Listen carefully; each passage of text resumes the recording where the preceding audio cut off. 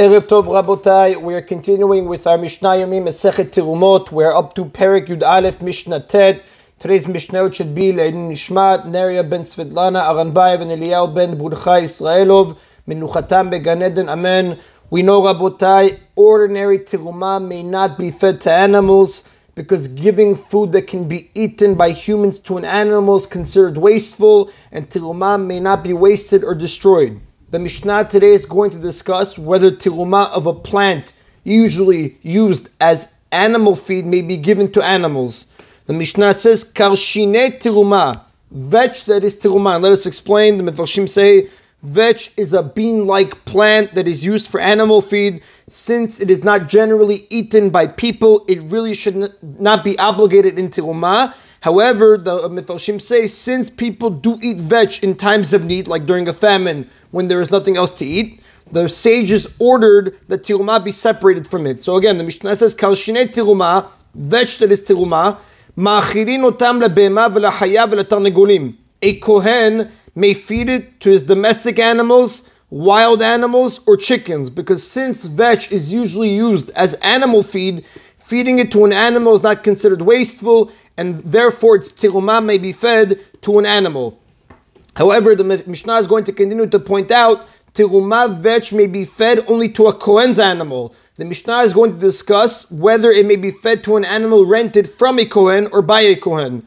Yisrael shesachar para mikohen. If a Yisrael rented a cow from a kohen, ma'achilah karshine terumah, he may feed it terumah vetch. Now, although the Yisrael has the right to use the cow and is responsible to feed it, it at the end of the day belongs to a kohen. Therefore, the Yisrael may feed it terumah. The kohen shesachar para mi Yisrael. But if a kohen rented a cow from a Yisrael, even though the obligation to provide the animal's food is on the kohen, he may not feed it terumah vetch because the animal belongs to Israel, and terumah may not be fed to an animal of Israel.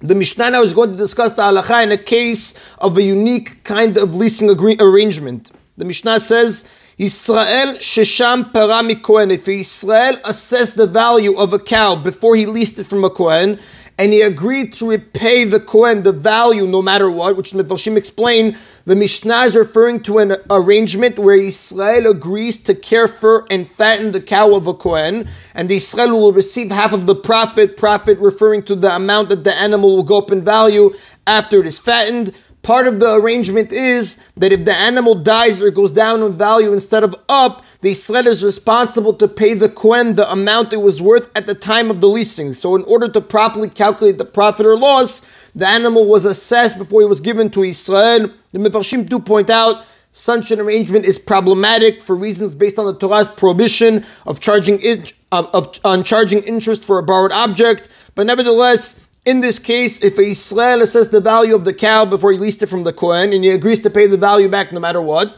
the Yisrael may not feed the cow terumah vetch, because although the cow technically belongs to a kohen, the Yisrael is considered its owner because he accepted full responsibility for it, and therefore he may not feed it terumah.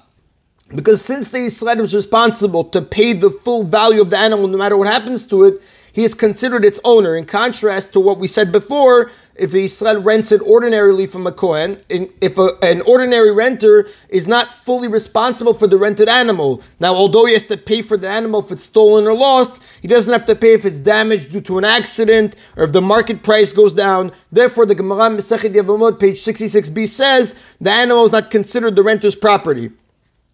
The kohen shesham para Israel, but if a kohen assessed the value of a cow before he leased it from Israel, and he agreed to repay the Israel that value no matter what, ma'achilah karshine terumah, the kohen may feed the cow terumah vetch, because in such a case, the kohen accepted full responsibility for the animal and is therefore considered its owner. So since the animal belongs to a kohen, it may be fed terumah. And that is in Rabotai Mishnah Tet. Mishnah Yud, now just as an introduction, if terumah becomes tameh, it may not be eaten and it must be burned. However, a kohen is allowed to derive benefit from burning it. For example, if terumah oil becomes tameh, he may use it as fuel in a lamp, deriving benefit from the light that it gives as it burns. Now, the Mefarshim do point out, Terumah oil that is tahor, on the other hand, may never be burned, not even to fuel a lamp, because since burning oil that can be eaten is considered destroying Terumah, and we said you cannot destroy Terumah. Now, as a rule, a non-Kohen may not benefit from burning Terumah. The Mishnah discusses now some exceptions to this rule, cases where a non-Kohen may benefit from burning Terumah oil.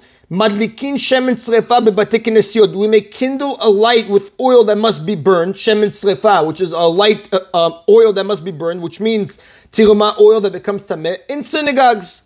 Ubebate midrashot, in study halls, and in dark alleyways, even though non-Kohanim will be in these places and benefit from the light, it is allowed, because it was the Chachamim who prohibited non-Kohanim from deriving benefit from such oil, and the rabbis made an exception in this case, since the light serves a public need, what we call in Halacha, in the Gemara, Hem Amru vehem Amru. The sages were the ones that said a non-Kohen cannot benefit from the Tameh Terumah light oil that is being burned, but they said in these cases you could benefit since the light serves as a public lead. Now, although the Mefarshim point out, although really the Torah prohibits a non-Kohen to eat, although the Torah forbids a non-Kohen to eat Terumah, it does not forbid him from deriving other types of benefit from Terumah. It was the Chachamim, the sages, who decreed that a non-Kohen may not use Terumah in any way that causes the Terumah to be consumed, like burning it. Now, the rabbi suspended this prohibition in cases of public need. So, like we said,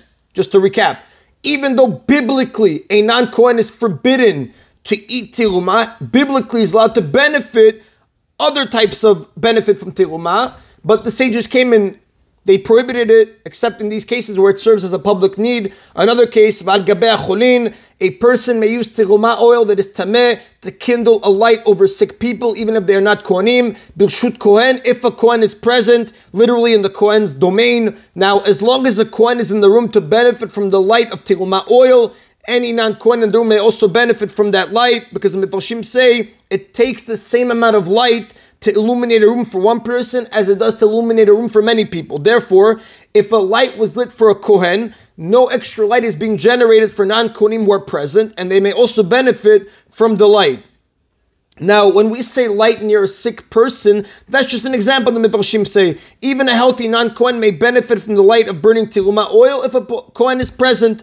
And the Mefarshim add also, if the person is critically ill and needs the light, we may use Terumah oil even without a Kohen present, because we know saving a life overrides most prohibitions. It will certainly override a rabbinic prohibition of a non-Kohen deriving benefit from Terumah. A similar case, Bat Yisrael shenised laKohen, if the daughter of Israel is married to a Kohen, v'hi limuda etzel avia, and she is accustomed to come and stay with her father, avia madlik birshutah, her father may use Terumah oil that is tameh to kindle a light with Terumah oil. To kindle a light with Terumah oil that is tameh while she is present, because since the daughter is married to a Kohen, she is permitted to benefit from Terumah, and therefore her father may also benefit from the light of Terumah while she is present. Because like we just said, one candle does not add more light for one person than it does for 5 people. Madlikin bebet ha-mishteh, aval lo bebet ha-avel, divrei Rabbi Yehuda. The next 2 cases are going to be subject to a 4 machloket.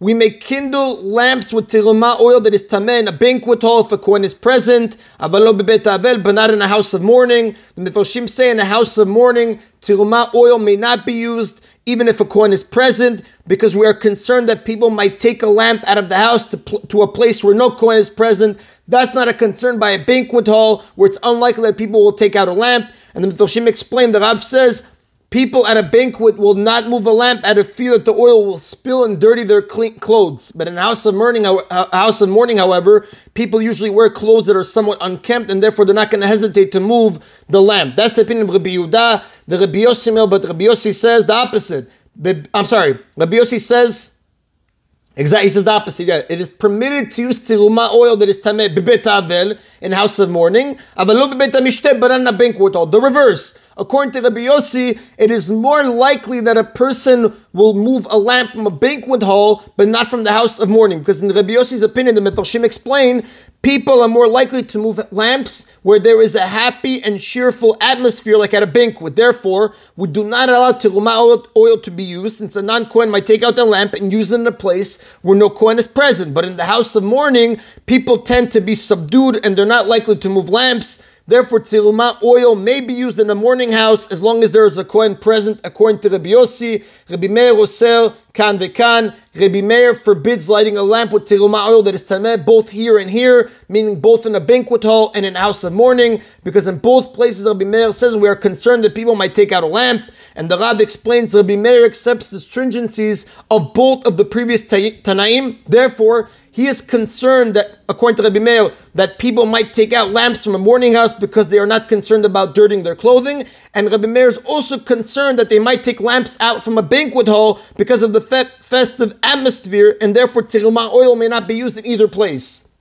And the Mishnah concludes, Rabbi Shimon metil kan vekan. Rabbi Shimon permits using the tameh oil both here and here, meaning both in a banquet hall and in a house of mourning, because in his opinion, we are not concerned in either place that a person will remove a lamp. According to Rabbi Shimon, the Rav says he accepts the leniencies of both Rabbi Yossi and Rabbi Yehuda. Therefore, in a banquet hall, he's not concerned that a person will remove the lamps because people do not want to dirty their clothes. And in house of mourning, he's not concerned since the atmosphere is subdued, and therefore terumot oil may be used in both places. And the Rav tells us, Halakha ke Rabbi Shimon, the halakha is like Rabbi Shimon to be lenient, to be lenient like both Tanaim in their lenient cases. And that is in Rabotai of today's Mishna Yomi. And that is the end, Rabotai, of Mishnayot Mesechet Terumot, Salik Mesechet Terumot, Chazak u'Baruch, Mazal Tov, Baruch Adonai Le'olam, Amen v'Amen.